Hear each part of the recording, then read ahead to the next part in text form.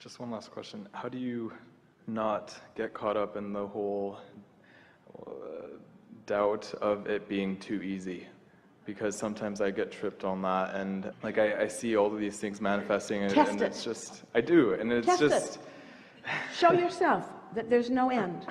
Show yourself that you never run out, and be sensitive the way you feel, and teach yourself that you're the only one that blocks it, and you can feel when you start to do that, and then cut it out and stop it. Okay. The only way you can get rid of doubt is by experiencing clarity, because both cannot abide within you at the same time. But when you try to get rid of doubt, you're amplifying doubt. When you're reaching for clarity, you're amplifying clarity. So test it. Test the universe. Test the universe. Do you know what I want? Do you know what I want, and do you know where it is? Ask that question, and then follow your impulse and watch how much of what you want is revealed to you in the next 24 hours. Test it. Test it. The worst thing that'll happen is that you'll show yourself you're in a resistant state. And the best thing that'll happen is that you'll show yourself that you're not in a resistant state, and some of what you want can show up right now, right now, right now, right now. Test it. No one is being deprived of it, but sometimes you've practiced some personal deprivation. And you won't know where you are until you focus and see how it works out. We've always liked saying this. We've been saying this for years. Maybe the first thing that we ever said, as Esther allowed us to use her words and her ability to communicate. There are two ways to know whether you're on your path. One is by how it feels, and the other is by how the path is unfolding. But if you wait until the path is unfolding, then it's harder for you, because now you're having knee-jerk responses to the path. That's a sort of conditional approach that doesn't work out very well. But you all are in the state, we've sort of lulled you into this by your willingness to play with us and listen to us. We've lulled you into a state of alignment. You are in the closest state of alignment that you've been in a very long time. And all the things that you want are queued up for you. So the question is, how much of what's queued up for you? That's sure. It's sure. It's sure. You're supposed to have it. You're supposed to get it. You're supposed to be it. You're supposed to do it. In other words, it's sure. How much of it are you ready to realize right now? And there's no judgment about whether you're allowing enough of it or not. It's sort of a self-experience. Compare yourself to no one. Just have your experience and notice how much better this day is than yesterday. And the next day, how much better it was than the day before it and the day before it. Every day gets better, because every day you get clearer. And every day your realization of what you want takes on stronger vibrational focus. Every day it gets better and better. You are not here to experience diminishment. You did not reach a peak from which you are sliding away from. Every moment that you are breathing in this physical body, it is natural that the day after this day is better than this day. And if anything other than that is happening, is because you're practicing thoughts about stuff you don't want and holding them as active vibrations in your vibration, in your point of attraction, and therefore preventing the universe from yielding to you. That's the wrong way of saying it. The universe is yielding it. You're preventing yourself from reaching out and taking it. The art of realization, the art of feeling good, the art of being happy, the art of not trying so hard, the art of lightening up, the art of trusting in who I am, the art of believing in the adoration that Source has for me, the art of feeling worthy, the art of being blessed, the art of getting a good idea, the art of knowing which way to turn, the art of feeling the compliment and taking it in, the art of giving the compliment and really meaning it, the art of appreciation, the art of love, the art of fun, the art of humor, the art of timing, the art of exhilaration, the art of vitality, the art of clarity, the art of self-realization, the art of being at the right place at the right time, the art of acknowledging timing, the art of being present, the art of feeling the wholeness of who I am, the art of being all that I am, the art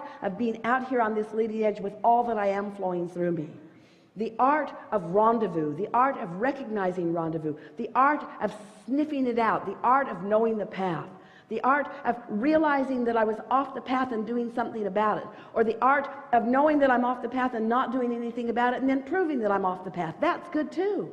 In other words, knowing. Esther will say, I saw that coming and I still let it come. And we say, good that you recognize that you saw it coming and you still let it come, because that means you're aware, that you're alert. That means you're in control. That means you're guiding yourself. It's all for fun. Not one of you said, I'll go, it's all figured out for me, and I'll just go be what's already figured out. That's no fun.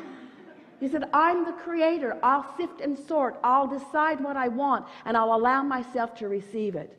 And I will revel in the focal point of abundance that is focused and showering down around me at all times.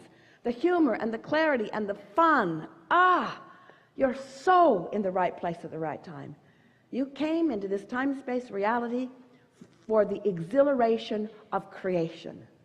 And once you get your legs under you, as you say, and get your wits about you, realize what emotions mean, and start paying attention to how you feel, and start promoting for your well-being with your own thoughts and with every word, and then watching the cooperative universe reflect back to you how you feel about you, period.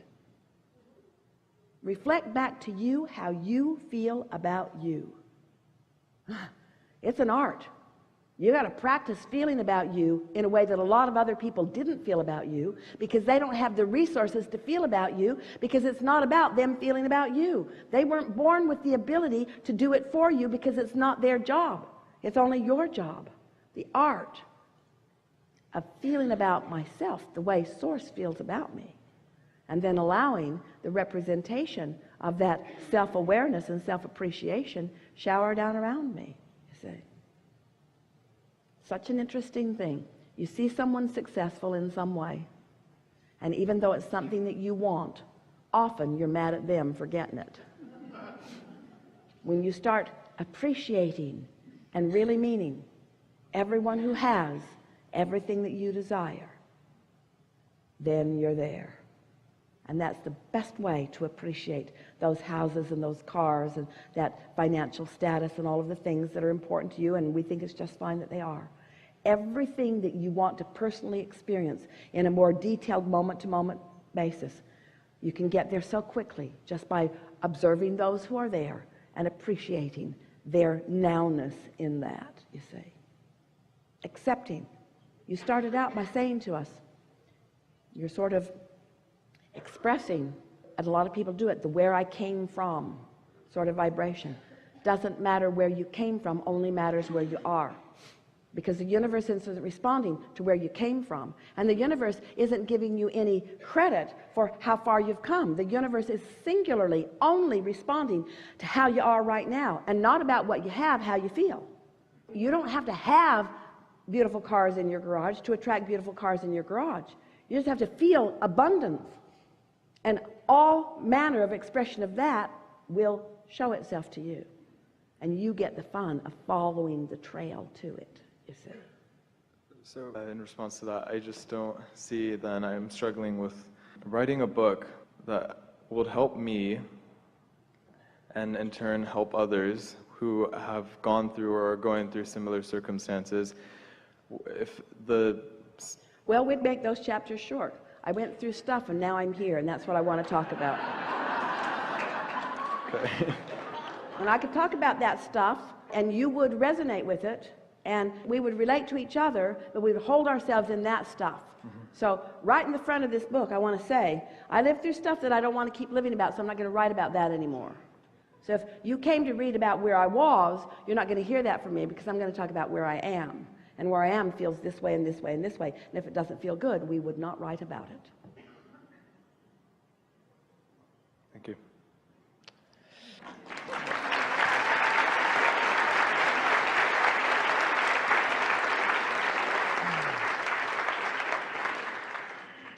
Have we convinced you that the path of least resistance feels good? Or at least feels better than the path of resistance?